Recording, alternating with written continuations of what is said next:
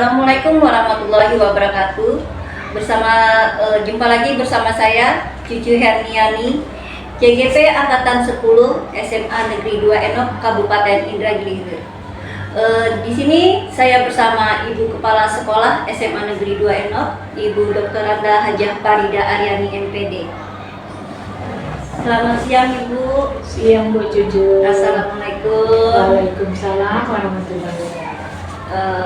Apa kabarnya Ibu hari ini Bu? Alhamdulillah baik dan sehat. Alhamdulillah. Gini Bu, saya meminta waktu Ibu sebentar untuk berdiskusi Bu mengenai tugas saya sebagai CGP, tugas pada modul 3.1 demonstrasi kontekstual, yaitu mengenai pengambilan keputusan berbasis nilai-nilai kebajikan sebagai pemimpin.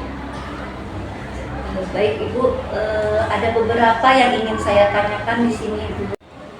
Baik Ibu, untuk pertanyaan yang pertama, selama ini bagaimana Ibu dapat mengidentifikasi kasus-kasus yang merupakan dilema etika atau bujukan?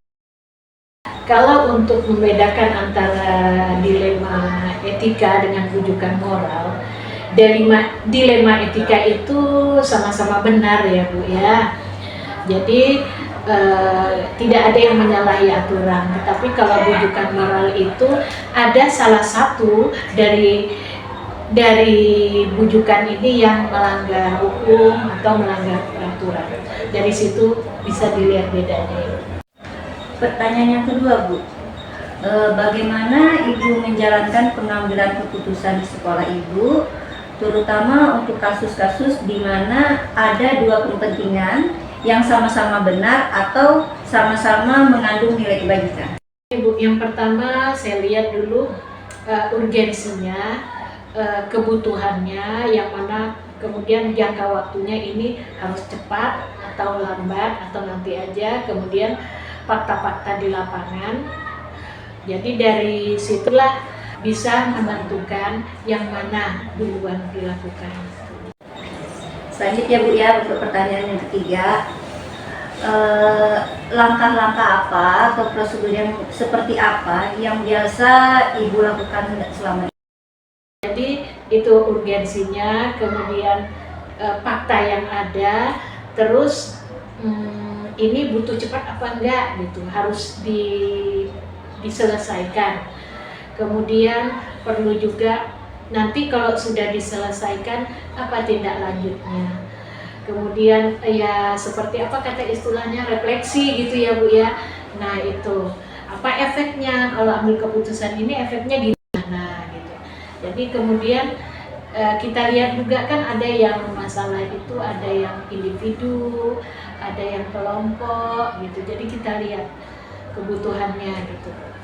Pertanyaan yang keempat Bu, hal-hal apa saja yang selama ini Ibu anggap efektif dalam pengambilan keputusan pada kasus-kasus dilema etika? Yang efektif ini harus tepat Bu sasarannya.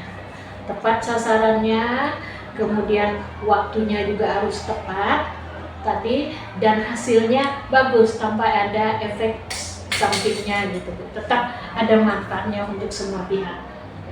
Pertanyaan yang kelima Bu ya, hal-hal apa saja yang selama ini merupakan tantangan dalam pengambilan keputusan pada kasus-kasus dilema?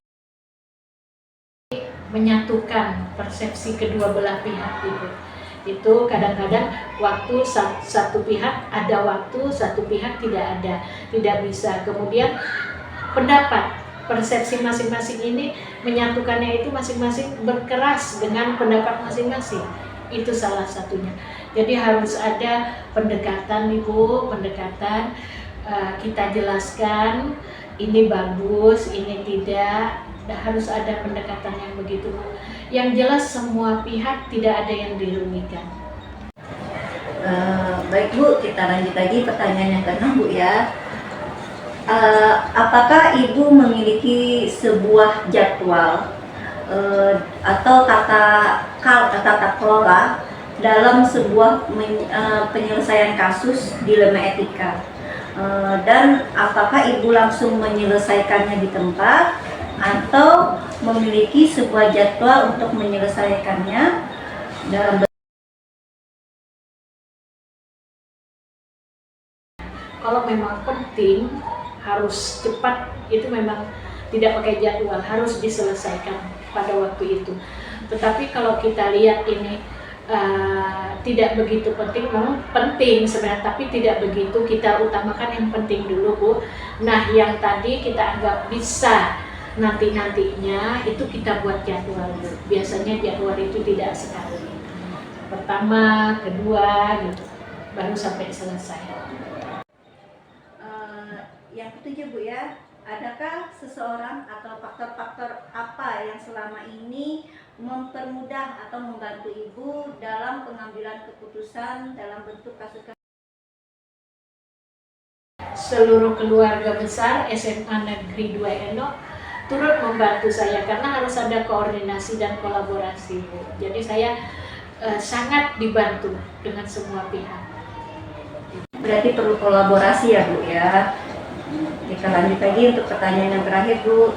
Dari semua hal yang telah Ibu sampaikan tadi, pembelajaran apa yang dapat Ibu petik dari pengalaman Ibu dalam mengambil keputusan dilema etika, Bu? Dilema etika kita bukan hanya, kalau menurut saya ya, Bu ya, kita tidak harus memberi keputusan yang kita lakukan itu tidak dari hati, maksudnya emang dari hati kita, tapi sebelum mengambil keputusan tadi kita harus memakai banyak pertimbangan, dari kemudian informasi kita dapatkan, baru kita pertimbangkan informasi yang kita dapat.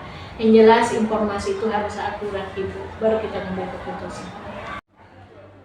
Terima kasih Ibu atas waktunya, dan hasil diskusi kita ini sangat menjadi pelajaran bagi saya juga, Bu, dan sangat bermanfaat untuk saya ke depannya dalam mengambil keputusan. Sekali lagi terima kasih Ibu. Assalamualaikum warahmatullahi wabarakatuh.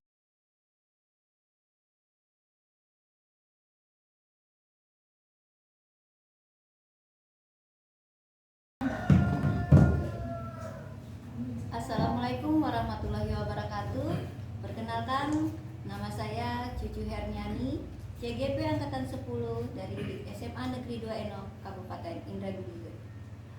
Bersama saya adalah Bapak Kepala Sekolah SDN 004 Purpas Jaya, yaitu Bapak Isan SPD. Assalamualaikum Bapak. Waalaikumsalam warahmatullahi wabarakatuh. Begini Bapak, saya mendapat tugas pada modul 3.1, yaitu demokrasi kontekstual, tentang pengambilan keputusan berbasis nilai-nilai kebajikan sebagai pemimpin. Jadi saya di sini meminta waktu Bapak untuk mewawancarai Bapak mengenai keputusan yang berbasis nilai-nilai kebajikan tersebut, Bapak. Silakan, Bu.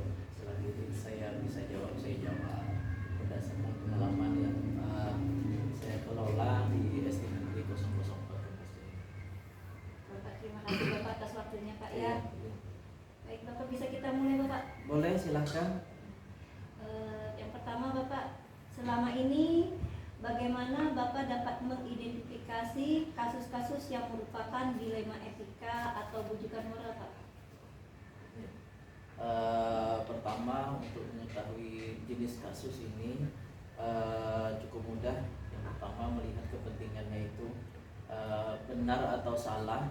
Kemudian kasus dilema etika ini posisinya sama-sama benar, tapi kepentingan itu bisa bertentangan. Tapi kalau kedua kepentingan tadi salah satunya melanggar hukum, maka dipastikan itu salah satu bujukan moral.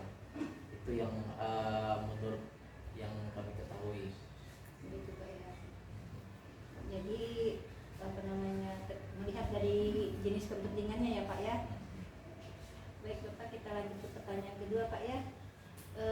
bagaimana Bapak menjalankan pengambilan keputusan di sekolah Bapak, terutama untuk kasus-kasus di mana ada dua kepentingan yang sama-sama benar atau sama-sama mengandung nilai kebajikan? Ya. Pertama, kita lihat dulu, misalnya kepentingan itu sama-sama benar, kemudian memperhatikan apakah masalah tersebut tinggi rendahnya muatan kepentingan tersebut. Misalnya di dalam mengambil keputusan itu ada kepentingan pribadi, ada kepentingan kelompok, kemudian ada kepentingan kebenaran atau kejujuran. Kemudian melihat juga jangka pendek atau jangka panjang. Di samping itu juga saya memperhatikan sejauh mana dampak yang ditimbulkan dalam pengambilan keputusan tersebut. Jadi ada apa? Dimana kita melihat kepentingan sama-sama Iya. ya Pak ya. Apakah kepentingan itu sama-sama benar, ya Pak ya? Kemudian kepentingan pribadi kan. Iya. Kemudian jangka panjangnya itu misalnya gimana. Ya, Pak ya. Kita lanjut Pak ya, pertanyaan ketiga. Langkah-langkah atau prosedur seperti apa yang bisa Bapak lakukan selama ini?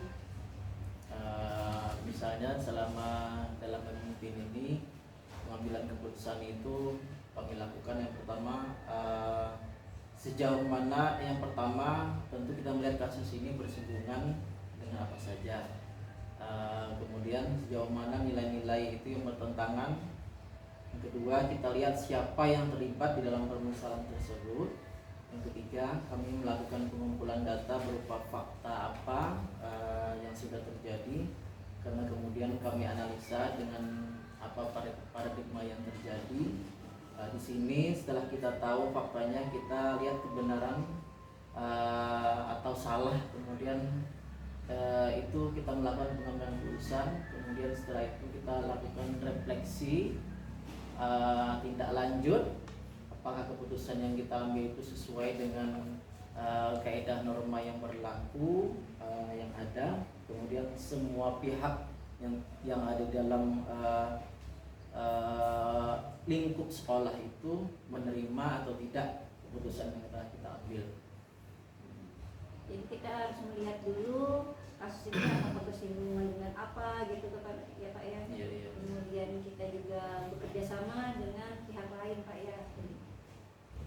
Kemudian pertanyaan berikutnya Pak ya, hal-hal apa saja yang selama ini Bapak anggap efektif dalam pengambilan keputusan pada kasus-kasus dilema etika Pak? Iya. Yang pertama, dalam kasus dilema etika itu dikatakan sesuai dengan nilai-nilai dan tidak menimbulkan masalah di kemudian hari, itu saya kategorikan efektif dalam pengambilan keputusan. Kalau misalnya mengambil keputusan itu sebabnya seperti ini, akibat dari masalah itu kita kondisikan, kita cari sebabnya, kemudian kita pelajari, kemudian akibatnya apa, tentu itu meminimalisir keputusan yang telah kita ambil selanjutnya. Jadi intinya kita memikirkan tidak ada timbul terjadi efek sampingnya di kemudian hari Pak ya, apa tidak menimbulkan masalah yang di kemudian hari ya Pak ya. Jadi kita memikirkan itu. Jadi baik Bapak, kita lanjut lagi ke pertanyaan kelima Pak ya. Hal-hal apa saja yang selama ini merupakan tantangan dalam pengambilan keputusan pada kasus-kasus dilema etika Pak? Ya, tantangan terbesarnya tentu dari pihak yang terlibat dalam memutuskan seluruh permasalahan, bagaimana mempersatukan pemikiran dan kesepakatan yang memerlukan waktu yang panjang untuk menyamakannya. Di samping itu kami juga harus dapat memilah solusi demi solusi yang disampaikan untuk kami jadikan sebuah jawaban yang dapat semua orang, semua kalangan, semua guru itu kan ada guru ASN, ada ASN itu terbagi dua juga, ada ASN yang memang sudah ASN atau PNS, kemudian ada guru P3K dan guru honor atau guru P3K, guru komite. Jadi tantangannya itu menyatukan kesepakatan lah ya Pak ya, kesepakatan untuk menyelesaikan mengambil keputusan itu tadi ya Pak ya. Baik Pak, kita lanjut Pak ya, pertanyaan yang ke-6 yaitu apakah Bapak memiliki sebuah jadwal tersendiri Pak atau dalam menyelesaikan masalah itu? Misalnya Bapak menyelesaikannya secara langsung di tempat atau Bapak memiliki jadwal untuk menyelesaikannya dalam bentuk atau prosedur seperti yang misalnya berupa apa gitu? Ya. Lingkup dan pengalaman yang telah kami rasakan, yang telah kami buat keputusan di sekolah SDN 004 Kompas Jaya itu, jika masalah itu memang segera kami ambil keputusan, langsung kami ambil keputusan. Misalnya contoh konkret itu adalah misalnya ada telepon, kemudian ada semacam besok ada imunisasi, ada itu tidak perlu saya berkoordinasi dengan kawan. Ya, besok kami persiapkan tempatnya, kemudian bagaimana kegiatan itu bisa kami lakukan ya. Kemudian kalau misalnya permasalahan itu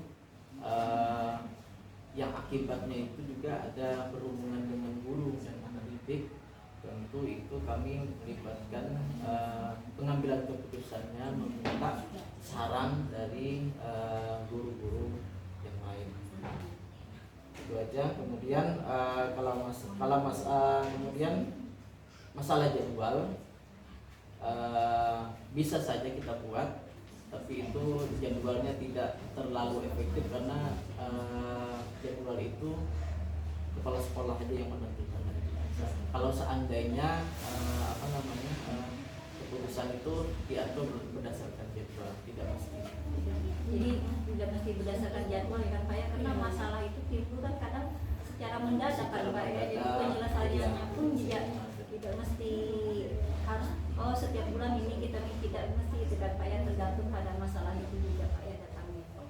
Jadi bisa dikerjakan diselesaikan secara langsung kan Pak. Dan itu pun sebagian perlu dengan keputusan kita sendiri sebagai pemimpin, bisa juga kita meminta kerjasama dengan kerjasama dengan sejawat. Baik Pak, kita lanjut lagi Pak ya ke pertanyaan yang ke-7 Pak. Adakah seseorang atau faktor-faktor apa yang selama ini mempermudah atau membantu Bapak dalam pengambilan keputusan dalam kasus-kasus dilema etika ini Pak? Sangat-sangat banyak yang membantu dalam pengambilan keputusan itu. Yang pertama, dalam mengambil keputusan itu biasa saya akan meminta saran kepada guru yang guru yang dekat lah. Yang pertama ya, meminta pendapat Bapak Ibu bagaimana kalau seandainya kita seperti ini. Kemudian masih itu juga bisa kita kumpulkan dalam sebuah rapat, kita bicarakan masalah itu. Kemudian ya alhamdulillah ada keputusan yang harus kita ambil, ada kata mufakat. Kemudian juga dalam pengambilan keputusan itu yang melibatkan wali murid, kami juga meminta saran dan kritiknya juga dari pihak komite sekolah kalau itu ada berhubungan dengan wali murid. Kemudian juga dalam pengambilan keputusan ini kami juga meminta saran dari pihak kedinasan, yaitu Bapak atau Ibu pengawas, tentang apakah keputusan yang telah kami ambil ini sesuai dengan prosedur, sudah benar atau tidak, atau yang mudah-mudahan tidak menyalahi dengan prosedur yang ada di dinas pendidikan, seperti itu. Jadi ada tingkatan-tingkatannya. Pertama dengan rekan sejawat yang guru terdekat, kemudian masih itu juga diadakan rapat, kemudian berhubungan dengan wali murid, dengan komite sekolah. Kemudian yang terakhir, jika ada hubungan dengan kedinasan, maka kami berkoordinasi dengan pengawas sekolah. Jadi kita perlu kerjasama juga ya Pak ya dengan orang-orang yang terdekat dengan lingkungan kita Pak ya, guru, kemudian orang tua murid, pengawas ya Pak ya. Baik Bapak, pertanyaan yang terakhir nih Pak ya. Dari semua hal yang disampaikan Bapak tadi, pembelajaran apa yang dapat Bapak petik dari pengalaman Bapak saat mengambil keputusan di dalam etika ini Pak? Pertama, dalam mengidentifikasi kasus yang terjadi, tentu harus dilakukan dengan pemikiran yang matang. Apakah termasuk kasus dilema etika atau rujukan moral. Kemudian ada kasus yang perlu diselesaikan segera, yang perlu saya putuskan sendiri sebagai kepala sekolah, atau ada beberapa kasus yang diselesaikan secara kolektif, yaitu secara rapat atau mufakat yang melibatkan banyak guru-guru ya.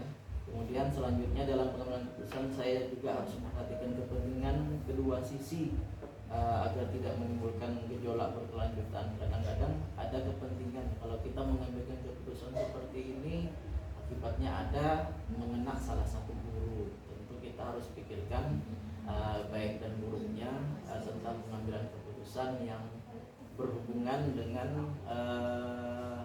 rekan guru yang ada di dalam sekolah kami. Jadi ada perlu yang pelajaran yang dapat kita ambil, yaitu kita bisa memilah gitu ya Pak ya, yang mana yang dari permasalahan ini yang mana baik buruknya ya kan Pak, sehingga tidak menimbulkan permasalahan yang lain lagi, itu maksudnya kan Pak ya. Iya, karena di dalam sekolah itu kan antara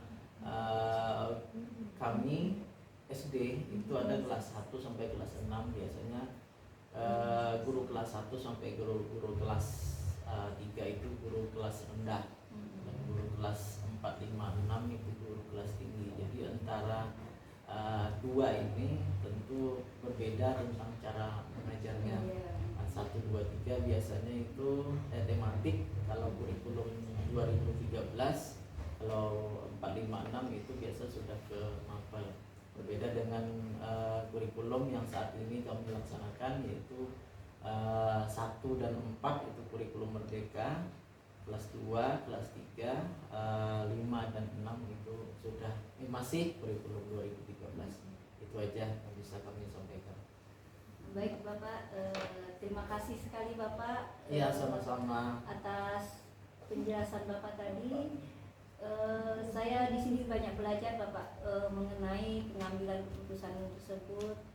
Jadi saya tahu bagaimana seorang pemimpin dalam mengambil keputusan berkaitan dengan nilai-nilai kebajikan tadi. Jadi kita harus memikirkan dulu kepentingan dari kedua belah pihak sehingga tidak menimbulkan masalah yang berikutnya lagi. Baik Bapak, terima kasih sekali Bapak atas waktu Bapak. Saya ucapkan Assalamualaikum warahmatullahi wabarakatuh. Waalaikumsalam warahmatullahi wabarakatuh. Ini sih Bapak. Iya, sama.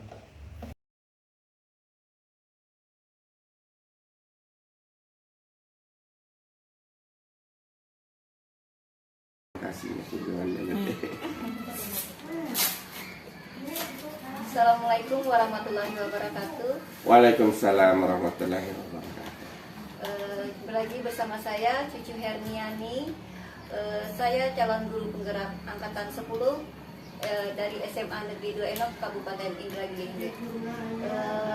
Di sini saya tidak sendirian, saya bersama dengan Bapak Kepala Sekolah SDN 029 Bagan Jaya, yaitu Bapak Adriani SPD MPD. Baik, assalamualaikum Bapak. Waalaikumsalam.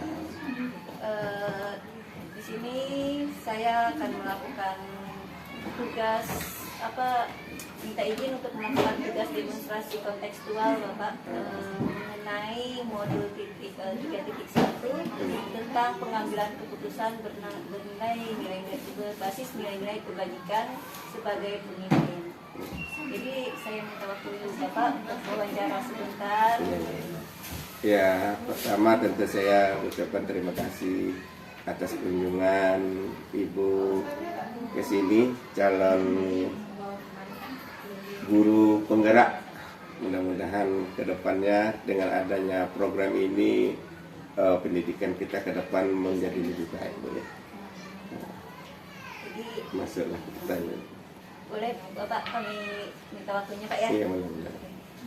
Untuk pertanyaan yang pertama Bapak, selama ini bagaimana Bapak dapat mengidentifikasi kasus-kasus yang merupakan dilema etika atau budikan moral? Pertama, saya di sini tentu tidak sendiri, Bu ya. Kami bersama majelis guru ada 9 orang di sini. Kalau berhubungan dengan siswa, itu biasanya saya menerima permasalahan ini dari guru-gurunya datang sini menyampaikan, lalu secara bersama-sama kami akan melihat, terutama kan kita ingin membentuk karakter siswa yang lebih baik kan. Jadi kalau ada pelanggaran etika atau moral, berarti karakter siswa ini bermasalah. Jadi dalam ini kami selalu terutama melalui guru kelasnya, di sini kan enggak guru bidang studi, guru kelasnya melihat menanyakan keseharian siswa, kebiasaannya atau tingkah lakunya, kenapa terjadi suatu masalah pelanggaran etika atau moral dengan anak ini, apakah pengaruhnya dari mana gitu. Jadi mengidentifikasi secara akademis, istilahnya membuat suatu tindakan penelitian belum ada. Ya secara umum aja ada. Jadi pendekatan dari guru kelas Iya, ya, pendekatan dari guru kelas. apa sikap anak. Sikap Ya. anak. Oke Bapak, terima kasih. Untuk selanjutnya, bagaimana Bapak menjalankan menjalankan pengambilan keputusan di sekolah Bapak, terutama untuk kasus-kasus di mana ada dua kepentingan yang sama-sama benar atau sama-sama mengandung nilai kebajikan. Iya, ini sering terjadi karena kebaikan itu tentu ada di sesuatu dua sisi kan. Nah, sekarang kita sebagai tenaga pendidik atau kita sebagai pemimpin di sekolah menjumpai kasus-kasus seperti ini, juga guru juga. Keduanya baik, tapi kita tengok kebaikannya letaknya di mana, karena mungkin biasanya di dua sisi ini ada kebaikan di sekolah, ada kebaikan di masyarakat yang dilakukan siswa, ada kebaikan dalam keluarga. Nah, jadi kita di sini kita terima kebaikan itu semua sebenarnya, tapi kita mengarahkan anak tadi kebaikan di masyarakat kapan waktunya, kebaikan di dalam keluarga kapan waktunya, kebaikan di sekolah sudah ditentukan waktunya, jam hadir ke sekolah berapa dan pulang berapa. Jadi kita cukup ngasih pemahaman kepada siswa supaya siswa itu dapat meletakkan kebaikan itu pada tempatnya. Itu Tak apalah ya. nanti bisa disambung. Ahli lah tuh ngintipnya. Baik Bapak, kita lanjutkan lagi untuk pertanyaan yang ketiga. Langkah-langkah atau prosedur seperti apa yang Bapak lakukan selama ini? Terutama dalam menghadapi masalah moral dan etika tadi, Bu ya. Iya betul. Iya kan. Kita di sini melihat anak-anak yang melanggar menurut kita etika, menurut adab istilahnya atau menurut aturan sekolah. Tentu di sini langkah-langkah yang kita lakui ya seperti tadi juga. Kalau yang kasusnya biasanya hanya sesama anak, kami hanya memanggil anak itu ke ruangan. Istilahnya di SD nggak ada BK, semua gurunya jadi BK. Biasanya kalau antar anak itu saya serahkan sama guru, belum antar anak belum melibatkan ke orang tua, belum serahkan sama guru. Nanti anak-anak itu kita kasih aturan-aturan yang kita di sekolah anak begini, jadi langkah-langkahnya. Dan setelah itu dengan diciptakan suatu kedamaian sama anak di antara dua anak yang tadi, dengan bersalaman atau dengan membuat surat pernyataan, seperti itu. Jadi kalau tidak berhubungan terlibat orang tuanya. Kalau sudah terlibat orang tuanya, biasanya saya sebagai kepala sekolah memang baru ikut campur untuk menyelesaikan permasalahan masalah etika dan moral siswa yang melanggar, terutama yang kita buat ketentuan di sekolah kan, ada ketentuan peraturan sekolah, dia melanggar aturan tersebut. Tentu itu yang kami anggap hal-hal yang melanggar etika dan moral adab dia terhadap guru dan sesama dia. Tentunya langkah yang pertama tadi diserahkan kepada Gurunya, kelas, guru ya. guru kelasnya panggil, dinasehati. Baru di sana kan kita identifikasi, kita tanya satu-satu siswanya. Ada dengan adanya siswanya itulah memberikan alasan-alasan masing-masing, kita bisa mengambil kesimpulan untuk memberikan keputusan yang lebih baik untuk kedua anak tersebut.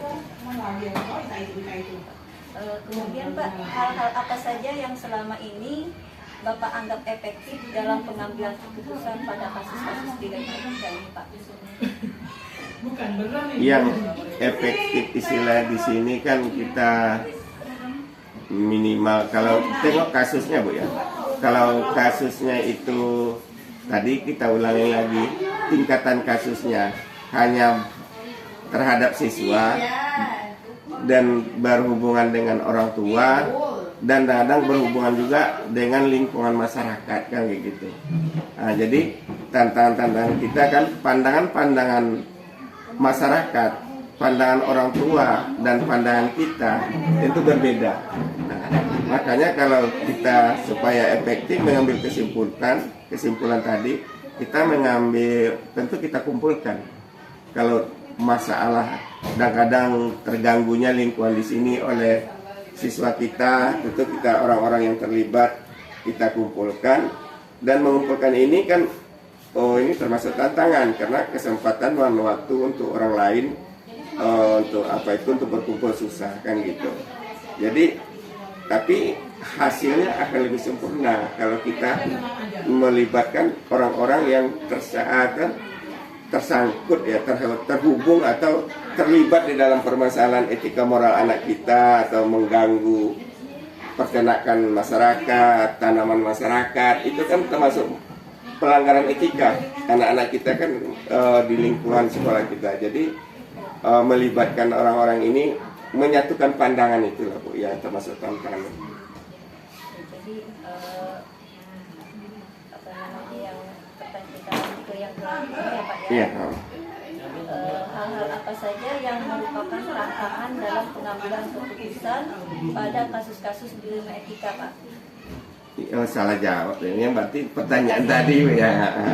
Ya. Tadi yang efektif Bu ya. Ini tadi tantangan ya. Sekarang yang sebenarnya sih tak ada Bu. Di dalam hal ini kita tuh merasa tantang, tetapi permasalahannya kadang-kadang munculnya di dalam mengambil keputusan ini. Kalau kita mengambil keputusan hanya sama siswa langsung, tidak menghubungi orang tuanya, kadang-kadang pandangan orang tuanya berbeda dengan kita. Itu satu tantangannya.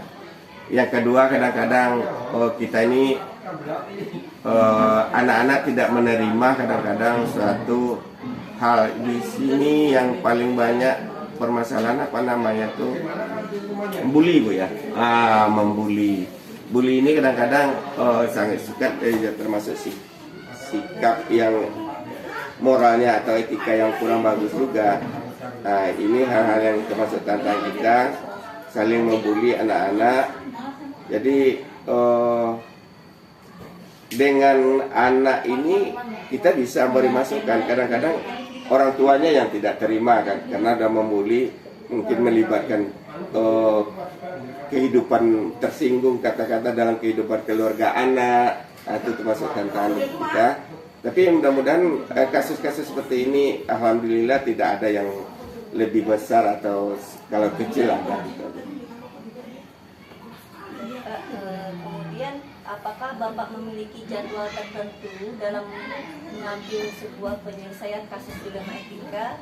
Misalnya Bapak langsung menyelesaikan di tempat, atau memiliki sebuah jadwal untuk menyelesaikannya, ataupun memiliki bentuk atau prosedur untuk menyelesaikan kasus tersebut, Pak? Pernah ada, Bu. Permasalahannya muncul ini etikanya antara guru dan siswa gitu kan. Muncul permasalahan etika. Kalau di antara guru dan siswa, tentu kita jadwal itu kita buat kesepakatan gitu. Kesepakatan di antara guru dan siswa untuk bermusyawarah. Kita seperti mendatangkan orang tuanya, tidak bisa kita selesaikan, lihat permasalahan. Kalau tidak bisa kita selesaikan, bertindak langsung pada hari itu, kita tentukan harinya. Nah, itu jadwal seperti itu ada, tapi jadwal ketentuan untuk menyelesaikan masalah ini hanya tanggal-tanggal ini tak ada gitu. Kita lanjut lagi, Pak ya. Adakah seseorang atau faktor-faktor yang selama ini mempermudah atau membantu Bapak dalam pengambilan keputusan dalam kasus-kasus dilema etika ini, Pak? Oh jelas, Bu. Ya kan, kita di sini tidak sendirian. Ya kan. Terutama ya kawan-kawan sejawat mungkin kepala sekolah yang lain, yang dia juga kepala sekolah, nanya ada nggak pernah mengalami hal kasus serupa, bagaimana ngambilnya, itu ada kita laksanakan. Ya selain dari dukungan dari para majelis guru, ya kan, pertama juga keluarga juga mendukung, umpamanya istri di rumah juga jadi kadang-kadang jadi permasalahan ini juga dimusyawarahkan karena kami dia beda, dia juga seorang pendidik kan, beda tempat kerja tugas gitu. Jadi hal-hal yang ada keluarga dianggap keluarga, walaupun majelis guru walaupun kawan sejawat yang saya anggap keluarga, itulah orang-orang yang selalu mendukung dalam membuat keputusan. Jadi orang-orang yang berada di sekitar kita, kita. Jadi perlu juga adanya kerjasama, Pak ya. Baik Bapak, ini pertanyaan yang terakhir, Pak ya. Dari semua hal yang Bapak sampaikan tadi, jadi pembelajaran apa yang Bapak petik dari pengalaman Bapak dalam mengambil keputusan dilema etika, Pak? Iya, terutama kita tidak menginginkan munculnya permasalahan yang sama, terutama. Yang kedua, tentu kita di dalam melaksanakan tugas ini kita tetap memperjuangkan siswa kita. Bagaimanapun siswa kita ini adalah generasi kedepannya pengganti kita di masa depan. Mudah-mudahan kehidupan siswa kita depan itu juga bisa dia hidup berbangsa, bermasyarakat, beragama di dalam kehidupannya sehari-hari. Itulah harapan kita. Semuanya untuk siswa, Pak. Iya, siswa. Terima kasih sekali Bapak atas waktunya, Bapak. Jadi dengan hasil diskusi ini Pak, itu sangat banyak saya mendapatkan pelajaran. Semoga nanti kedepannya saya bisa mengambil keputusan juga seperti Bapak mengenai nilai-nilai kebajikan ini, Bapak. Ya mudah-mudahan lah, Bu, kita sama-sama berjuang untuk bangsa. Iya, Pak. Terima kasih Bapak. Iya. Assalamualaikum warahmatullahi wabarakatuh. Waalaikumsalam.